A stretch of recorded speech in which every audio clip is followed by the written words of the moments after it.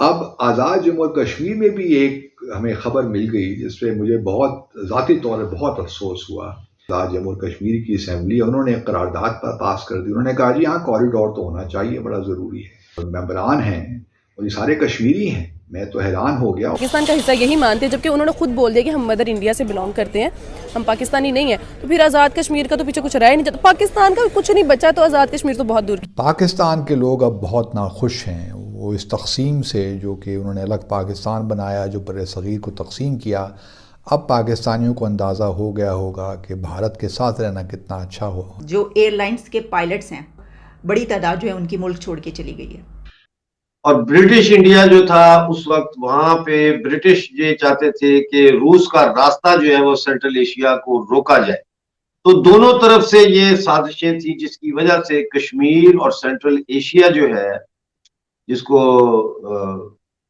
वस्ती एशिया कहते हैं। आज आप देखिए पीओके के अंदर, चाहे जो मंदिर का कॉरिडोर खुल रहा हो, पीओके के अंदर से जो आवाजें उठ रही हो, पीओके के दुनिया भर में जो पीओके वासी हैं वो कह रहे हो कि हम पाकिस्तानी फौज के खिलाफ हैं। जो पीओके वासी हैं उनमें और जो पाकिस्तानी फौज है उनके बीच में हर बीतते दिन के साथ में दरार बड़ी होती चली जा रही है।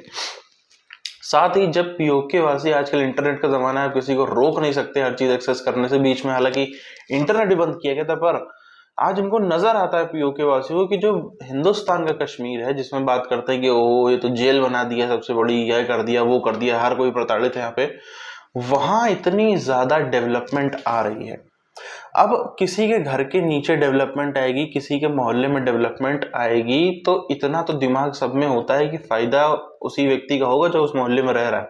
कश्मीर में डेवलपमेंट आएगी, उससे इधर यूपी, बिहार, दिल्ली, मध्य प्रदेश, मुंबई, ये जो लोग चाहते हैं, आप देखो कश्मीर के लोग नहीं वोट करते बीजेपी, कश्मीर के लोग नहीं उस सरकार को भेजते जो वहां पे डेवलपमेंट करे, इधर उधर के लोग भेजते। जिन लोगों को वहां से एक पैसे का फायदा भी नहीं हो रहा है वो लोग वहां वोट करते हैं, और जिसको करना चाहिए वो वहां पर कोई भी सीरियस नहीं रहता उस मामले में। तो वो हमारे बॉर्डर के सामने है, जब रात को हम देखते हैं तो उस तरफ तो जगमगा होती है, तो लेकिन हमारी 2-2 घंटे 3-3 घंटे जो है ना वो बिजली बंद होती है। पाकिस्तान IMF से मुंह मोड़ रहा है या IMF पाकिस्तान से मुंह मोड़ चुका है, मगर बात यह है कि पाकिस्तान का IMF प्रोग्राम बहाल नहीं हो रहा। पाकिस्तान जो है उसने अपने 3 मेजर एयरपोर्ट्स जो हैं, ठीक है जी, वो आउटसोर्स करने का प्रोसेस शुरू कर दिया। तो सब ने उसको मुतफ़िक़ा तौर पे वो भी कर लिया, अडॉप्ट भी कर लिया। अब आप कॉरिडोर की बातें कर रहे हैं और अमित शाह ने जो बात की आप उसको री इन्फोर्स करें। मेरी समझ से ये बात आता है। आज़ाद जम्मू और कश्मीर में भी एक हमें खबर मिल गई जिसपे मुझे बहुत ज़ाती तौर पर बहुत अफसोस हुआ।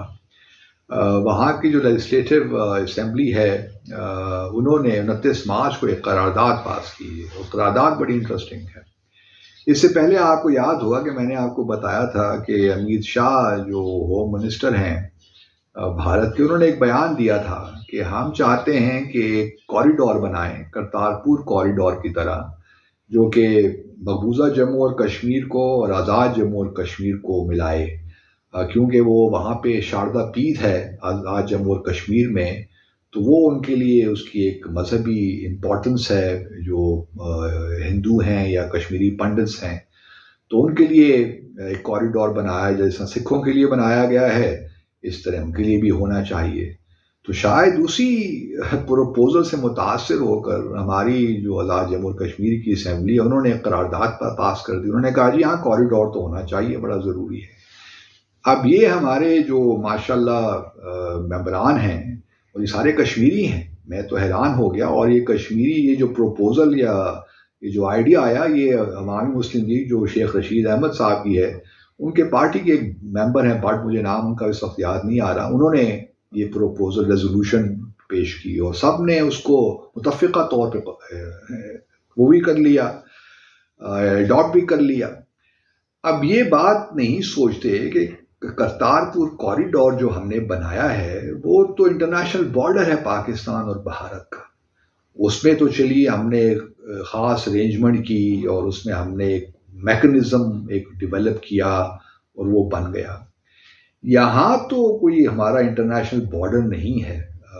हम तो चाहते हैं कि ये जो लाइन ऑफ कंट्रोल है ये भी ना रहे और कश्मीरियों का उनको हक़ खुद इरादियत मिले, ताकि ये जितने भी मकबूजा कश्मीर है या आज़ाद कश्मीर है ये एक हो जाएं। अब आप कॉरिडोर की बातें कर रहे हैं और अमीर शाह ने जो बात की आप उसको ही री इन्फोर्स करें, मेरी समझ से ये बालातर है। और आप बात कर रहे हैं कॉरिडोर की, मैं मतलब समझने से कासिर हूँ कि ये क्यों इस किस्म के जो है आइडियाज़ हमारे जहनों में आते हैं। मैं अब इस नतीजे पे पहुंचा हूँ कि बहुत से शायद हमारे जो कश्मीरी जो हमारे बैठे हैं लोग असेंबली में, उनको कश्मीर के तनाज़े का इल्म ही नहीं है। देखे ना, ये कोई इंसाफ है? औरत को समझते ही इंसान ही नहीं समझते हमारे वहां। इसीलिए मैं कहता हूं कि हमारे आजाद कश्मीर में जो सबसे बड़ी बगावत होगी वो आने वाले वक्त में हमारी औरतें करेंगी, मर्द नहीं करेंगे। और उसके बाद अंग्रेजों ही की साजिश की वजह से सीज फायर हुई, वरना ये पूरा इलाका आजाद होके ये इंडिया में हम शामिल हो जाते। और कू डेटा किया गया गिलगित बल्तिस्तान में, वहां के गवर्नर को अंग्रेजों ने अरेस्ट किया और जबरदस्ती जो है पाकिस्तान का झंडा वहां की गिलगित रेजिडेंसी पे लगाया। मुसलमान हिंदू का मसला नहीं है, हिंदुस्तान में इंसान आजाद है, उसमें मुसलमान भी है, उसमें पारसी भी है, उसमें हिंदू भी है, उसमें सिख भी है, क्योंकि वहां कानून की बालादस्ती है।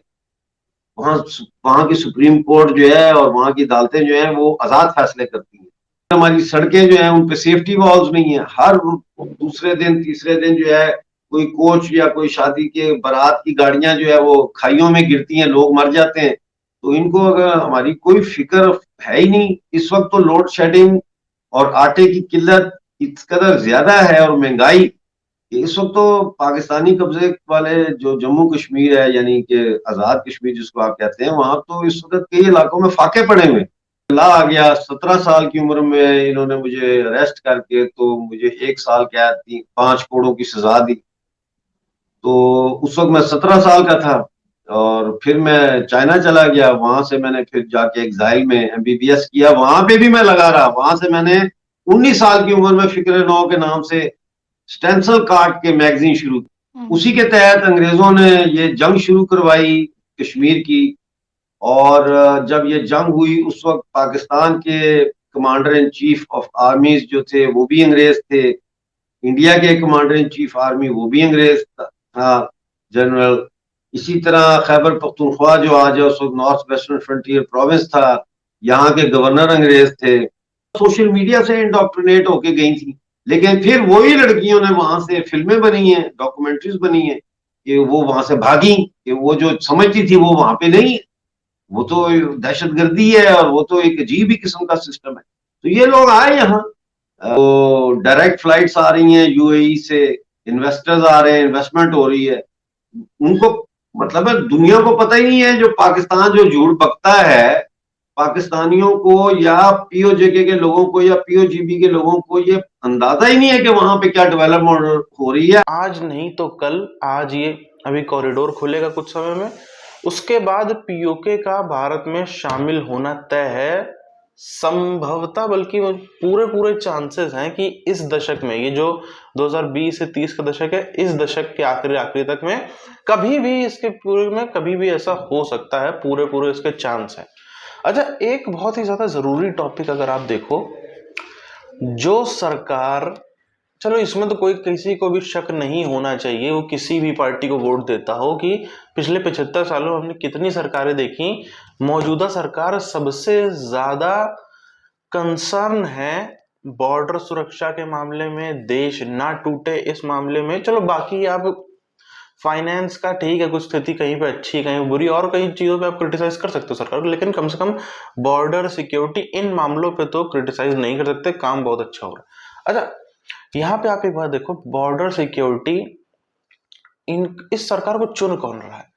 इस सरकार को चुन वो लोग रहे हैं जहां पर इस देश का जो बहुसंख्यक समाज है उसकी आबादी 80 से 90% है, जहां पर वो राज्य वाले लोग जिनको इतना खतरा नहीं है, उनमें साफ भाषा में दो, जिनको इतना खतरा कोई नहीं है, वो राज्य वाले लोग जो हैं वो बीजेपी की सीटें निकाल के देते हैं। और जहां पर यही हिंदू सिख जैन बौद्ध आबादी मिला ले, जो देशभक्तों की आबादी है, जितना जिस भी तरीके से आप देख लो, वो 50%, 60%, 45%, 70% इसके बीच में घूमती, वहां पर क्या है, वहां पे कम से कम इनकी आबादी इतनी तो है कि ये एक अच्छा नंबर ऑफ सीट बीजेपी को दे सकते हैं, लेकिन वहां पे ये लोग खुद से नहीं जितवाते।